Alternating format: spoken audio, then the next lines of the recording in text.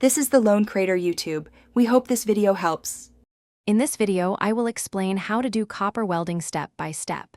Copper welding requires careful attention due to its unique properties. We'll cover essential techniques and considerations to help you achieve strong, reliable joints. Understanding the basics of heat management and material preparation is key for successful results. Let's dive into the process. Before striking an arc, meticulous preparation is crucial. Begin by cleaning your copper thoroughly to ensure a contaminant-free surface.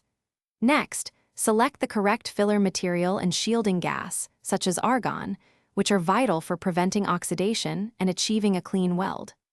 Finally, set up your joint with precise fit-up and secure clamping to maintain alignment during the process. When welding copper, maintaining a consistent arc and travel speed is paramount for uniform penetration. Copper dissipates heat quickly, so a higher amperage might be needed, but control is key to prevent warping. For thicker sections, multiple passes may be required. Ensure each pass overlaps the previous one by 1/3 to 1/2 to build a robust joint. Practice makes perfect. After welding, carefully inspect your work for any imperfections like cracks or porosity. A thorough visual check ensures the integrity of your joint. Then, clean the weld area to remove any residue, leaving a professional finish. Remember, proper post-weld care extends the life of your copper components.